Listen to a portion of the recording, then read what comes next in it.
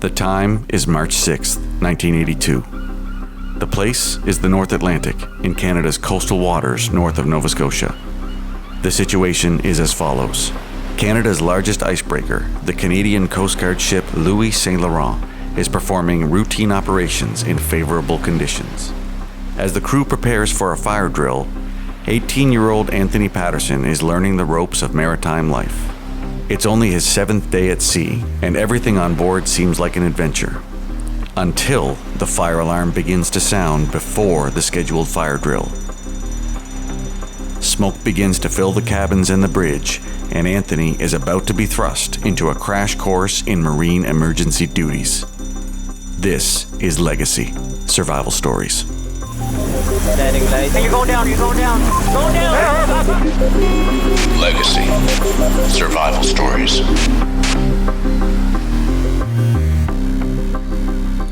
Welcome to Legacy Survival Stories. I'm Dan Lattremoy, and I'll be your host. We've got another great show for you today. We're bringing to you a longtime Coast Guard personnel, master mariner, a search master. He's got a bachelor in maritime studies. He's worked search and rescue. He is currently the director of marine simulation at Virtual Marine Systems in Newfoundland. And he comes today to us with an incredible story from early on in his career with the Canadian Coast Guard. So, ladies and gentlemen, I bring you Anthony Patterson. Welcome to the show, Anthony.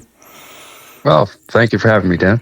It's fantastic. I know that you've been at this a long time, and I know you've got a whole bunch of stories. And it's a little unusual to have somebody who's got a long and storied career like yours that had such a dramatic story so early in his career, which is the story I think that we're going to hear today.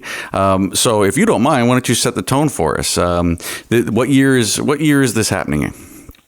Okay, so we're going all the way back to 1982. And in case anyone can find the official report, which I can't, and they're trying to follow along, this is coming from my memory.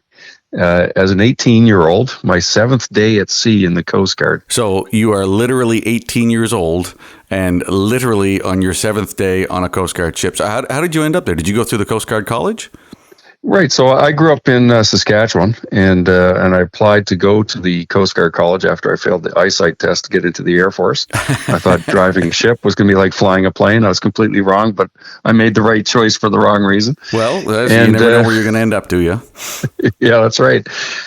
So I joined the Coast Guard at the Coast Guard College in August of 1981, and at that time, the program was called the Sandwich Program. So we do some training at the college and then a sea phase and then back to the college, back to sea, back to the college again. And that happened over a 3-year period. Okay. So at the time then, the whole program was 3 years? Yeah, that's right. It was a 3-year it was called the Sandwich Program. So it was roughly 2 years of academics and 1 year of sea service. And when people hear that, it sounds like a 2-to-1 ratio, but it certainly isn't, is it? Because when you're at sea, you're at sea. It's not as if you get to take a break and go home in the evenings, is it? No, that's right. In fact, we were working 12-hour days when we were at sea. Cadets are the lowest on the lowest rung of the ladder on the ship, so we get to do absolutely everything. You're fodder. So, you're the gophers. Exactly. So from from August when I joined the college until December, that was the first academic phase, and that really was just getting everyone to the same theoretical level on the basics of navigation. So there was people that were in my class who had been in sea cadets and stuff, that already knew a lot of things about chart work and things like that. But for me, it was a mountain of a learning curve. I absolutely knew nothing about the water or navigation or anything like that. So, had you grown up on boats or anything, or this was entirely new? Yeah, it was entirely new. The first time I actually saw a ship that I can remember seeing a ship was flying into Vancouver for my interview with the Coast Guard. So I suppose it does make some sense. There's not a ton of ships in Saskatchewan unless you get way up there. Well, that's right. Now, in Saskatchewan, I was a swimmer and a lifeguard. So I had aquatic safety was my background. And I think that's kind of what drew me to the Coast Guard as my second choice after the Air Force, is that, I'd been a lifeguard. I'd actually rescued some people in pools. And it seemed to me that, the Coast Guard was close to that. So no more than that. It was just, that was the only connection. Well, once you get a taste of it, it's hard to get the water out of your blood once you've got it in there, isn't it? Oh, that's right. Yeah, exactly. Strange things happen in strange places. So then what happened is that, at the end of exams in December, then the navigating class, went home for Christmas. But then in January, we were assigned to go on board ships. Okay, so you're returning to, and this is the Coast Guard College. At the time, it was in Sydney, Nova Scotia, correct? Yeah, that's right. Yeah, so in fact, it still is. So the Coast Guard College is based in Sydney. It's at the old Point Edward Navy base is where it originally was. And so we went home, came back, and I was assigned to Maritimes region at the time. It's now all been bundled together into Atlantic region, but at the time it was Maritimes region, with the headquarters in Dartmouth, Nova Scotia. And when I arrived there, I was assigned as one of, I think it was 6 cadets that were assigned to the Louis Saint Laurent, the largest icebreaker in the fleet. And it had the most capacity to take cadets, because most ships would only get 1 cadet, but the Louis had 6 because they had so much space on board. It's funny you say the most capacity to take cadets, and you took the whopping load of 6 cadets on board. well, that's right. Well, there was how many came out in that sea phase? There was about 50 navigating cadets came out in January sea phase.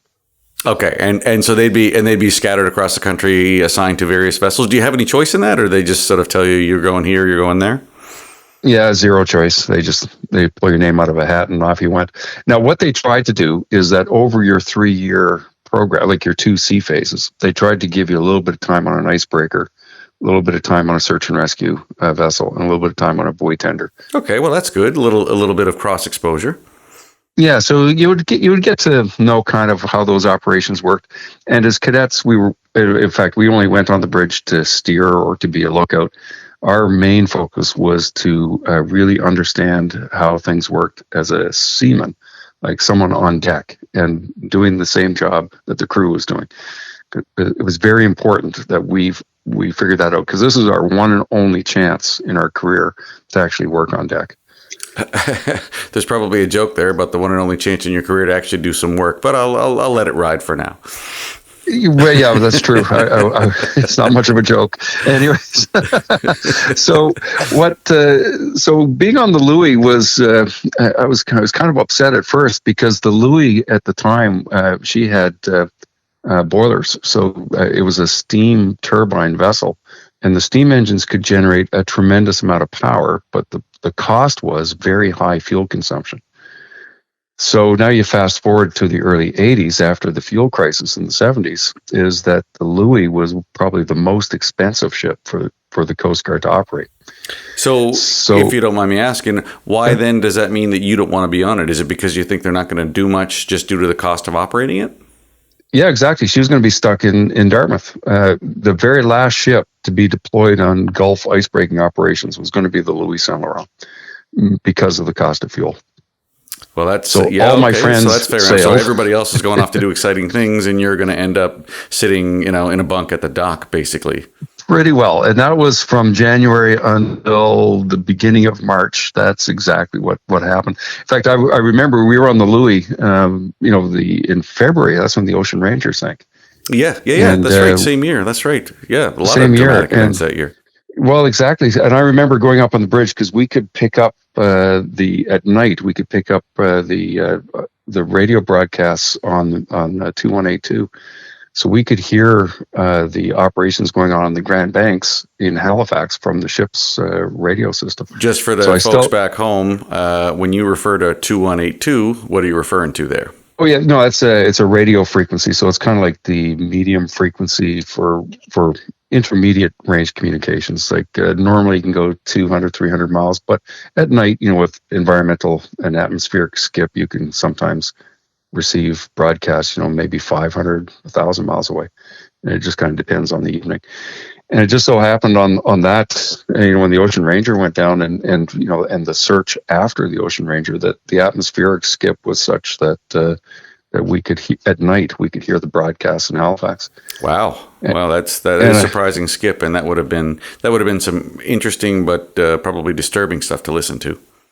Well, it was it was a very surreal experience. It's like everyone in the Coast Guard, they're hardwired to go out and help people, and we were hearing our sister ships out on the search, and we were stuck in Halifax and we couldn't do anything. It was a very sobering experience on the bridge. There was not one word spoken when we were listening to it. And again, I was just a young kid, right? And further compounding your probable frustration at the fact that look at all these these ships are out there doing stuff, and here I am stuck at the dock, basically doing nothing because my ship's too expensive to run. Yeah, that's pretty well it. Yeah. Okay, so let's skip back then. So there's you, and you're frustrated, but at least you're on a ship. You're going through your cadet program, and so what is it that eventually gets you guys off the dock? How does it that you end up heading out to sail? Okay, so what happened was that there was really bad ice conditions in the Gulf that year, and Sydney Harbor got blocked. And with the blockage of Sydney Harbor, of course, that stopped the ferry going back and forth to Newfoundland. And the that actually is that's a big deal. Oh, it was a massive deal, right? And then all the other icebreakers were just going flat out, just trying to keep the Gulf open.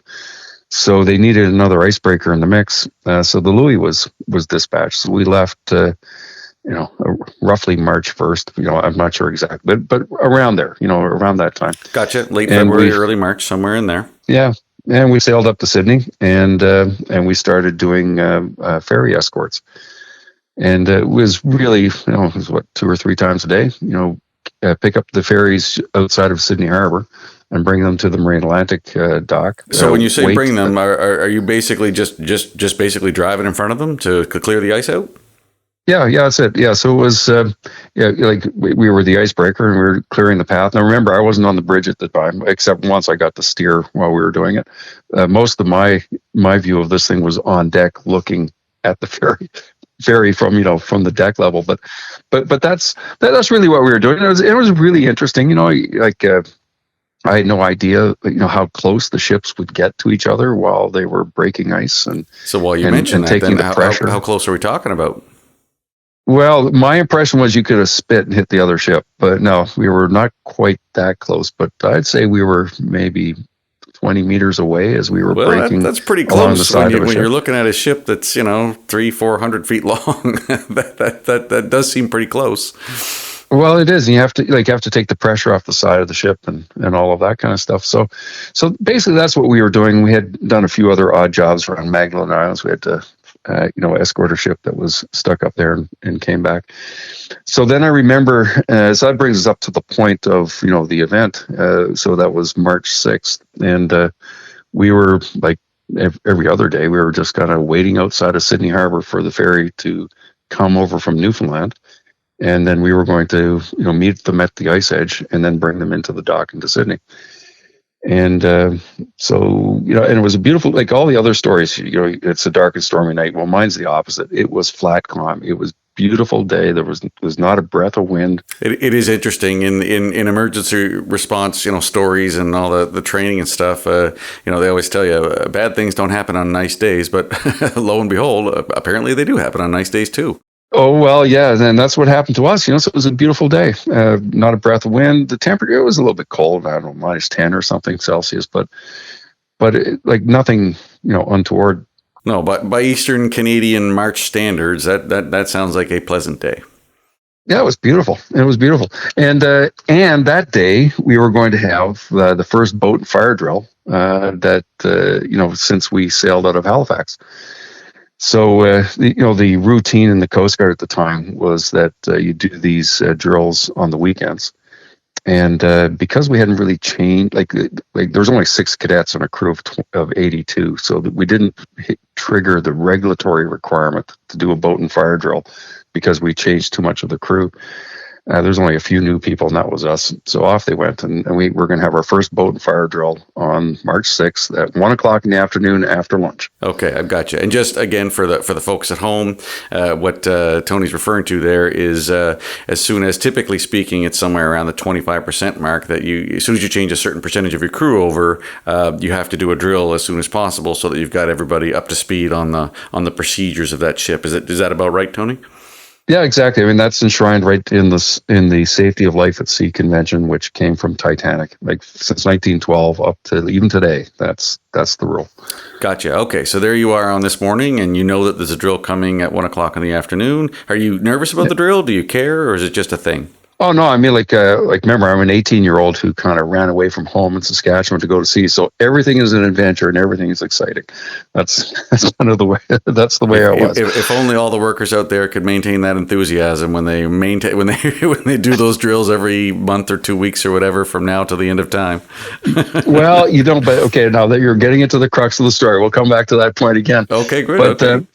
So anyways, it was 11:30. It was somewhere around that. It was before noon, but it wasn't so far away. We're kind of all getting changed to, from working on deck.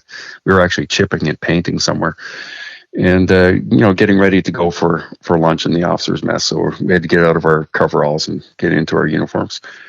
And the fire alarm goes off.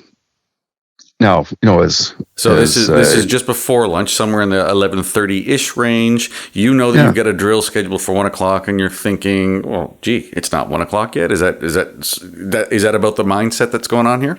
Well, that's what the rest of the crew was. For me, it says, "Oh, fire alarm," and I looked at my muster station in the bunk I was in, and it said, report to the hospital. But the bunk above me, which I had occupied, the previous day, because I switched berths, said to report with all the other cadets at the officers' lounge. So hang on, the two different bunks in one room reported to two different stations? Yeah, it was the cadets' cabin. So they kind of depended which bunk you were in, depended where you were going. And in fact, it turned out later that all the cadets, except for one, was supposed to go to the officers' lounge. And that one was the one I had just transferred my bunk to the lower berth, which was the hospital. So interesting. So that kind of put me into a little bit of a situation. I said, you know what, I'm just going to stick with the rest of the gang. I'm going to go with them to where I was, because I didn't know whether they knew that I changed my bunks or anything. In fact, it was a great big empty room, so I just changed my bunk because I wanted. Oh, so like you weren't told to change your bunk. You weren't assigned a bunk. You just went, I like this bed better. Yeah. I like this bed better. Like, I don't want to be climbing up there all the time. No, in fact, we had a rough day the day before, and I realized, the merits of having the lower berth. So I said, okay, I'm going down to the lower berth, right? So, so you're kind of getting the sense of what's going on. So so fire alarm, we look on our thing, report there. I also, cadets being a little bit keen, we also said, we went back to we didn't have any MED training at that point, but just, common sense from the college. They told us, if everything ever happens, never go on deck without warm clothing and stuff. Okay. So we and took by the way, folks at home, MED is? Oh, Marine Emergency Duty training. Gotcha. So that's your basic safety training. Like this is the bad old days. You could actually go to sea for 6 months without any safety training. Wow. Right, because they had such high turnover in the marine industry. Why waste safety training on somebody who's going to quit, the day after they go on board the ship? Gotcha. And in fact, in my year, half of the navigators that went to sea in first year sea phase quit because of seasickness. They couldn't get over it. Well, having been seasick a couple of times in my life, I can't judge that too harshly. It is not a good time. Yeah. So after the end of sea phase, in fact, right after in June when we got off the ships, we went to Newfoundland to do our firefighting and first aid and evacuation. All that training, our MED training, was happening in the summer of 1982, but in the winter of 82, we were on our first sea phase. Okay. All right. So then back to the event then. So you're looking at where you're supposed to report to muster. You follow the crowd. Yeah, well, we followed the rest of the cadets because we're all in there. And being keen cadets, we bring warm clothing, and we even bring our life jacket in our hands because we figure, boat and fire drill, I guess fire first, boat second. So we're standing up there, and there's a lot of grumbling. Like, people are going to their muster stations, and there's a lot of grumbling. They say, "What the hell's going on?" It's supposed to be 1:00. Why is it 11:30? And don't they know it's hard always as it is the to boat drill? imagine a bunch of seafarers grumbling about having to go to a muster station? I'll have to take you at your word. Well, exactly. But more importantly, they were saying, and doesn't the old man, the captain, it's a slang for the captain, doesn't the old man know it's the boat drill first and then the fire drill?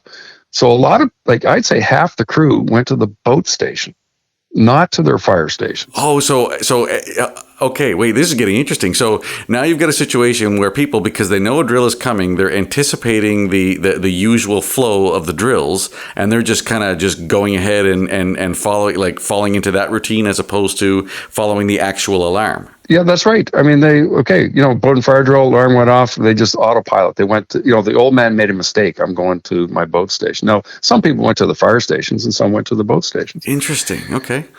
Right. So anyways, we're standing there. There's not much going on. The alarms are ringing. And then I start smelling smoke, and we're kind of looking at each other as cadets and saying, the Coast Guard is going all out on these drills, right? And we start seeing a little bit of smoke coming out of the passageway and say, wow, smoke bombs, all works, right? And then it became real fast because the electrical officer came running down from the bridge deck, and people don't usually run in drills, so that's not a good sign, is it? No, and you can tell when people are very stressed out and very excited. And he was like this guy we met before, he was just very calm all the time, but he was super excited. And he pointed at us, or he pointed at me actually, and said, "Go get the air pack from the engine room." Air pack? Yeah, Scott air pack. Okay. So like a breathing bottle, like the sort of thing you breathing use apparatus. For... Yeah, sorry. Yeah, that's right. That's the brand name. Sorry, I guess I got to be careful. The breathing apparatus. No, don't worry about that. Just for clarity for everybody listening. So we're talking about the sort of thing, like firefighters wear. You put a air tank on your back, put a mask on so you can breathe in a smoky environment or something, right? Yeah, that's exactly it. And because we were cadets, while we were not wasting our time, while we were in Halifax, sitting there, one of the things we had to do was to make a hand sketch of the entire ship and the location of every extinguisher, air pack, fire hose, everything on the ship. And that was part of our training, is that the chief officer was going to quiz us that we had to know where everything was from memory. So that was the training that we were doing as cadets. So when he said, "Go get the Scott air pack from the engine room," I knew exactly where it was. Okay. I knew where the closest one was, right? Lo and behold, your make work project actually paid off a little bit. Big time. So I go down there, and that was, I think in the mid-'80s, there was a change in the way that muster lists were done. We were in the early 80s. In the early 80s, the crew was not organized around fire teams or boat teams or rescue teams. The crew was designated to go to certain locations on the ship, and then the officers would assemble the fire team and the boat team and all that kind of stuff from the people. So there was oiler number 10 was assigned to stand by Scott air pack number 3 and wait for instructions. That's basically how the muster list worked. Okay, all right, I've got you. Right, so I go down to Scott Air Pack 3, which was the closest one, and I'm starting to, and there's oiler number 10 standing there, and I start unshackling the air pack to bring it up to the bridge, and he stops me and says, "That's the air pack for the engine room. You can't touch that." Anyways, we had very brief and intense words.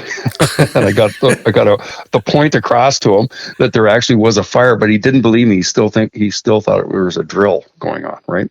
So now, so you're saying that like there's a fire now. So before you'd been on deck and you thought that, as you said, the Coast Guard was really going all out for the drills. Well, what was the trigger that you knew that this was real? Was it this electrician or whatever who came down and was so that's when you knew this was we're not joking around here. This is the real deal. It was real, and it actually came from lifeguard training. As strange as it is, because I had the same thing kind of happen to me as a lifeguard. Is you're always pretending people are drowning, like your friends. Oh, I'm drowning, save me, right? The first time you're encountered with a drowning person, your initial instinct is that they're not actually drowning. Then all of a sudden you wake up and you say, whoa, wait a second, they are drowning. And you go in and get them, right? So because I had that experience, when I correlated smoke, smell of smoke, the sight of smoke, and a very excited guy, then just my switch flipped. And I said, no, there's a real fire. That's what triggered me, right? I don't know about other people, but that's what triggered me. It sounds like your human evolution biological responses were working correctly, thankfully. Yeah, thankfully, yeah. So anyway, I pulled the air pack out of oiler number 10's hands and said, "There's a fire." I said, "You should tell someone in the engine room." And I ran back up and passed the Scott air pack off to the group that was assembling to go and investigate where the smoke was coming from. And at that point, like all the other cadets were not lifeguards or anything like that, but I was a lifeguard and I had some medical training. So, I don't know if it was the right thing or the wrong thing, but I said, my muster station is actually in the hospital and I probably should be in the hospital. So anyways, let them know what I was doing. It was kind of a consensus. So I said, what should we do here? And they said, yeah, off you go to the hospital. Anyone comes looking, we'll let them know that was your muster station. That's where you went. This is just you, or you and a bunch of cadets? Yeah, it was just me and the 6 cadets. We all kind of did a huddle. I meant there's no officers, there's nobody here telling us what to do. We're just trying to figure out. So you're in. What did you say? Your 7th day on the 7th day at sea, and you've been left unattended in what is, by all appearances, a real emergency. Yeah. Oh dear. Yeah, exactly. Oh dear. Yeah, exactly. So I go back to the hospital, and there was we carried a nurse at that time. And reported for duty, and sure enough, she checked me off on that, and then reported back up that I was now relocated from where I was to this new location. And it seemed that she was happy that I was there because I did have my lifeguard training and it was still all current, as far as being able to do something. So that was fine. So what had happened though is that, remember I said the Scott air pack was picked up. Yep. They assembled 2 hose teams to go and investigate smoke coming out of the captain's cabin. And in the accident investigation, what they found, what was going on, there was space heaters in the officer's deck, and they were in the closets. And the space heater in the captain's cabin caught his clothes on fire, which with the fire from the clothing went up into the void space between the bridge deck and the officer's deck, which had accumulated 12 years of dust that had never been cleaned out. So it just filled the bridge with smoke. They thought that the consoles were on fire, like an electrical fire on the consoles, but it wasn't. It was actually coming smoke from the void space, which was originating from the captain's cabin. Huh. Wow. So they evacuated the bridge. In a closet? Yeah. Yeah. In fact, it turned out, I read the the Transport Canada ship safety bulletin that was issued 10 days after the fire, as part of getting ready for this. And it turned out there was 24 of those on board the ship. All stowed into closets of all places. Yeah. Wow. Yep. Okay. All right. Okay. Yep. So this kind of explains why there's a breakdown, is because the smoke hit the bridge. Now I talked to my friend, the guys that were on the bridge, they became my colleagues later, and they recounted their story to me. And they said, the bridge filled with smoke. They discharged all the extinguishers into the console they thought was on fire. It didn't do anything. The smoke was getting worse and worse. They hit the fire alarm bell and had to evacuate the bridge.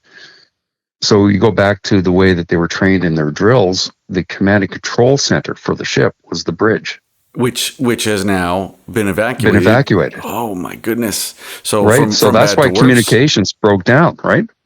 That's why no one was being told anything, because there was no one to tell anybody anything, right?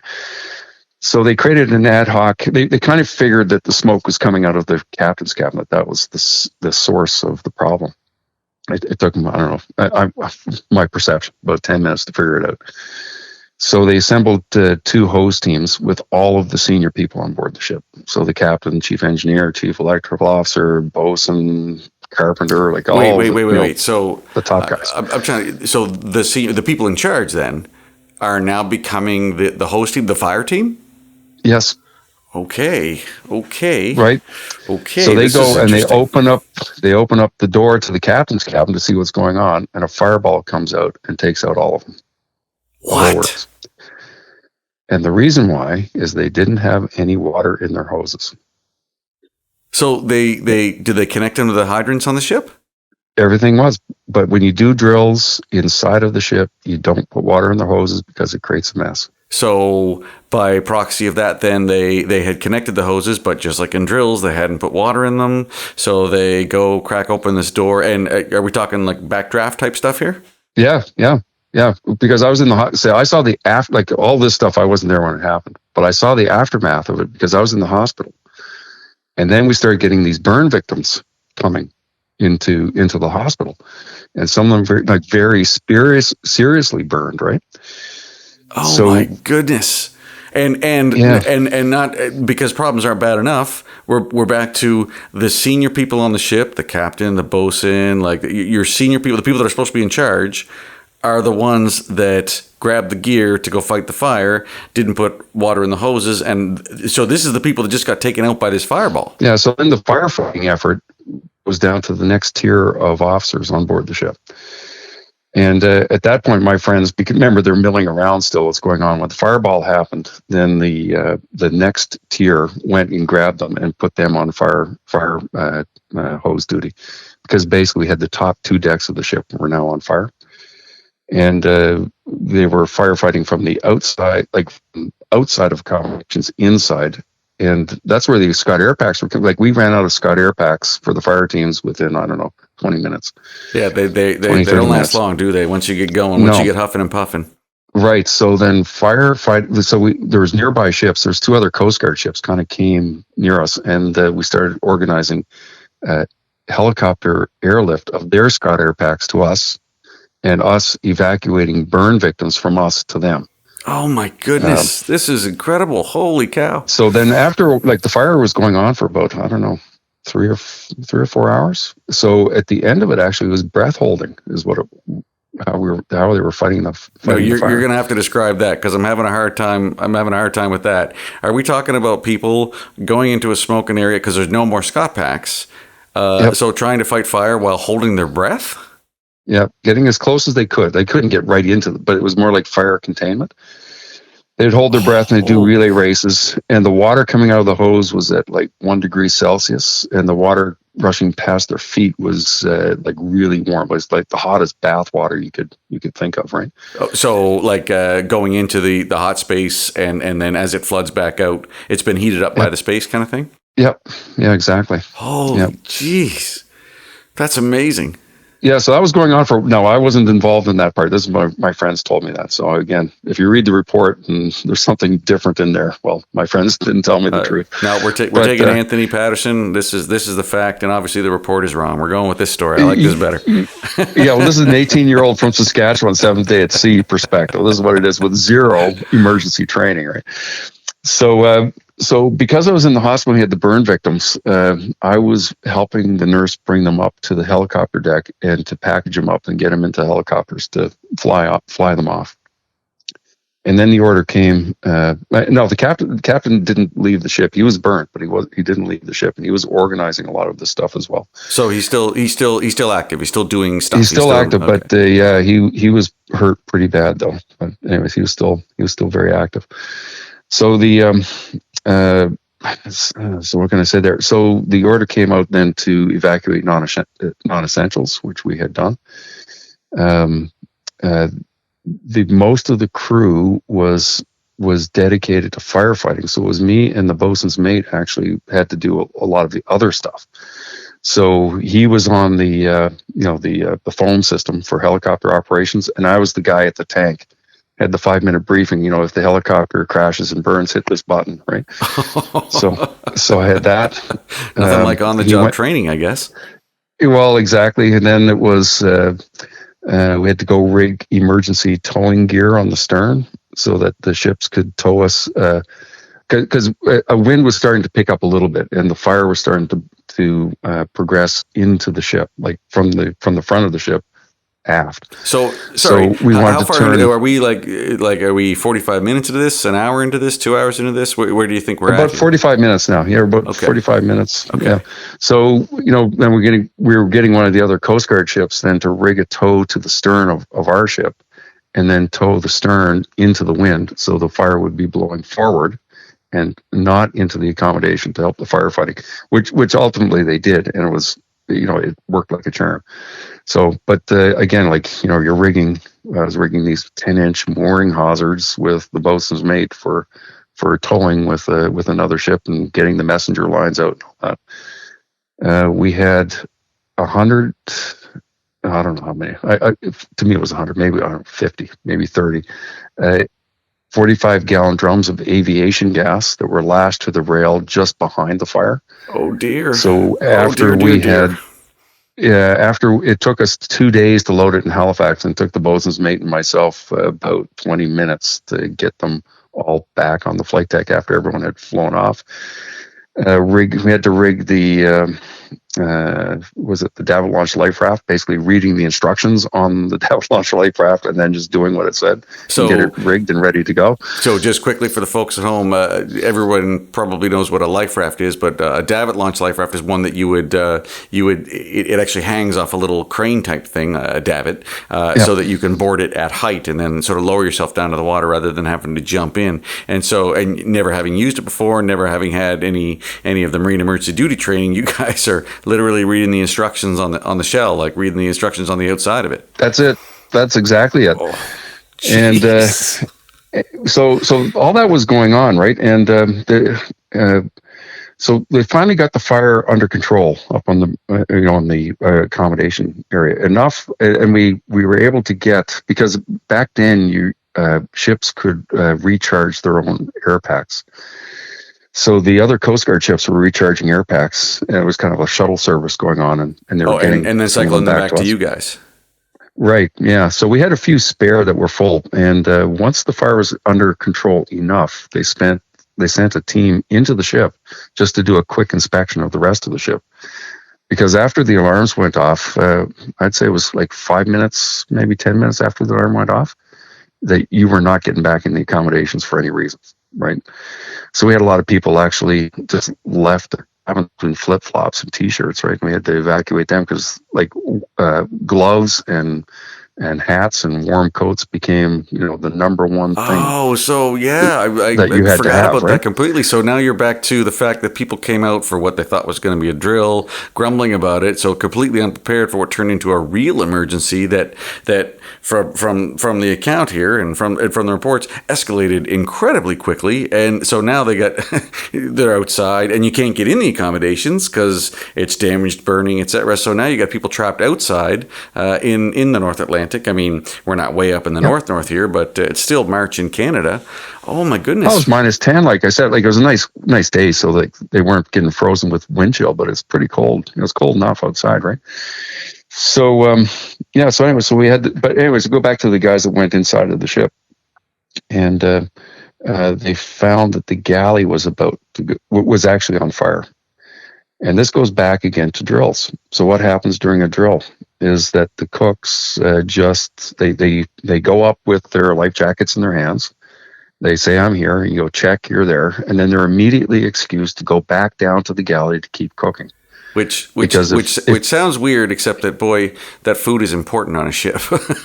well, it is, right? Because you can interrupt, supper or whatever your next meal is if you take the cooks out of the galley and they got to shut everything down, for an hour.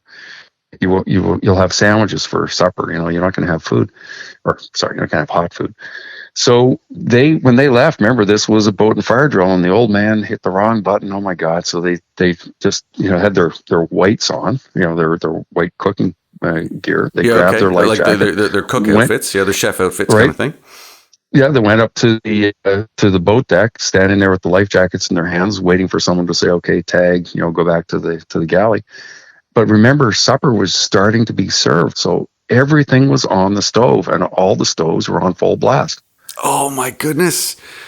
What? Right. So when they came back, it all caught fire. The galley was on fire now this is down in the middle of the ship, and we got zero chance of fighting a fire inside of the ship at this point.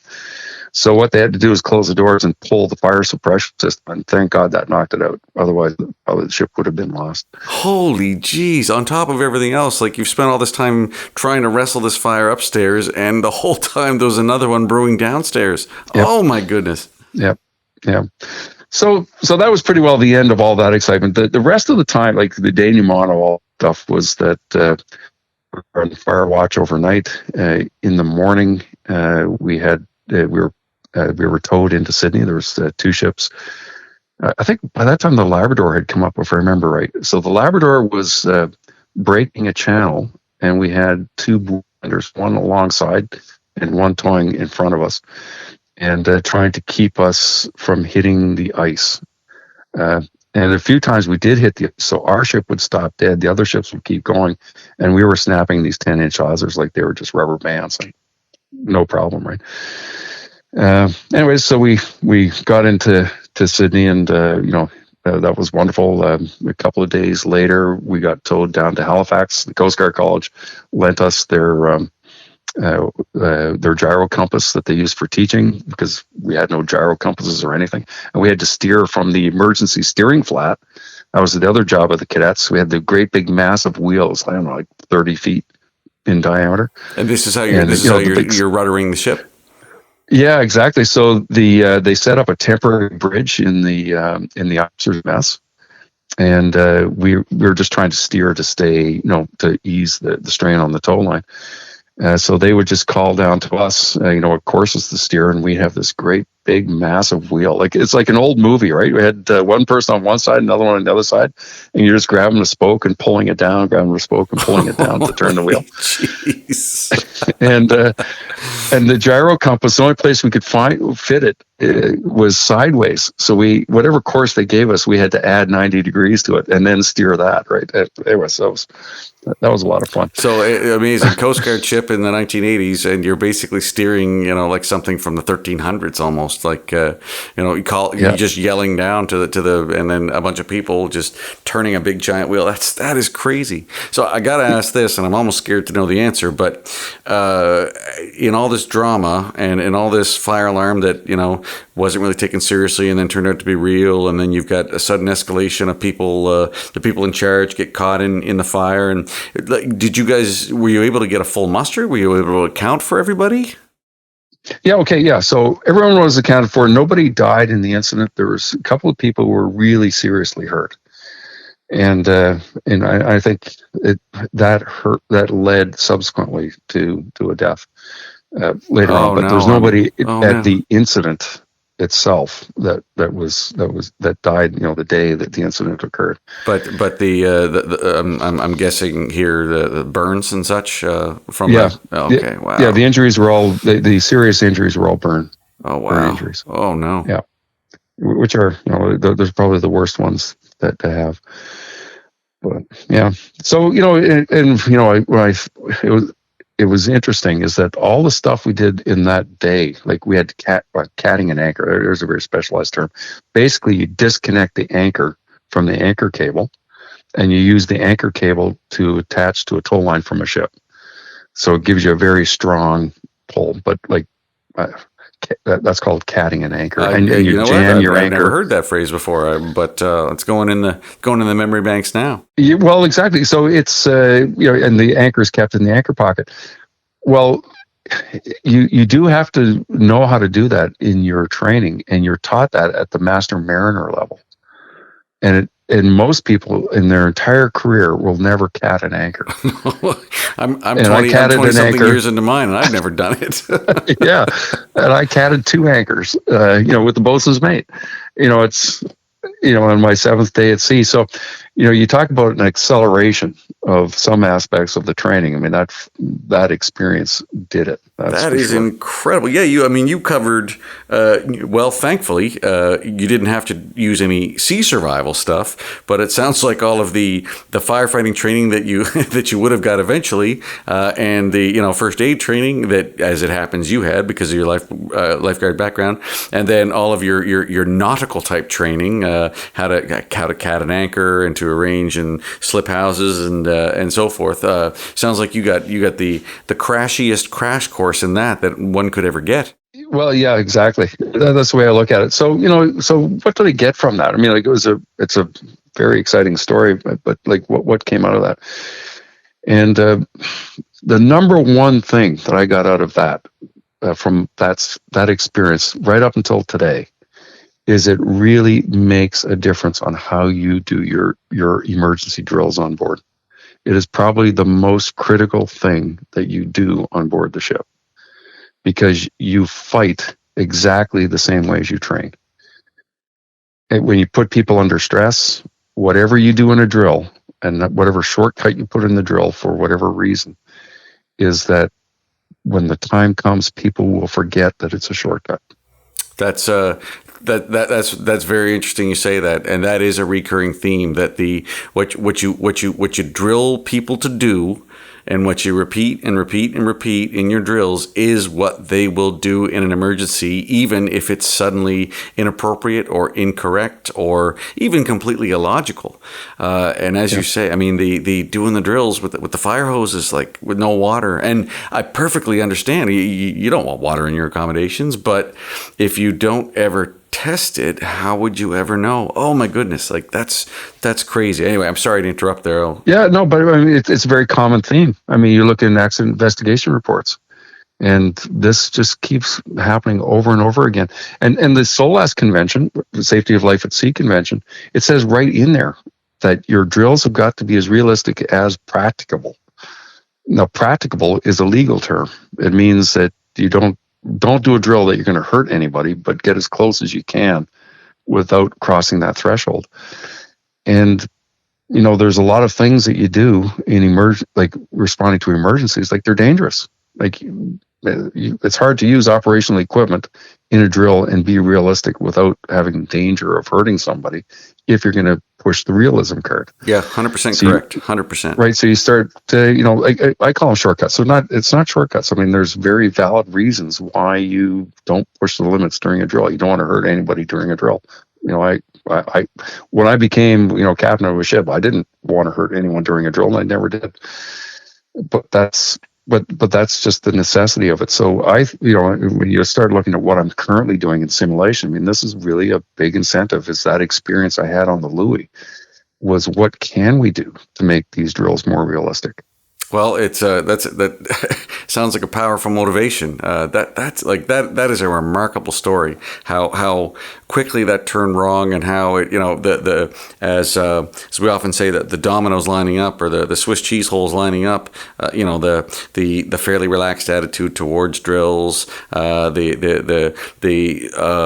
I hate to use the word complacency, but I can't think of another word that fits where there's a drill, so you just kind of show up, get your name ticked off at the muster list or at the muster station, and then just go back to work kind of thing. And all of a sudden, all of that comes to bear in an awful hurry.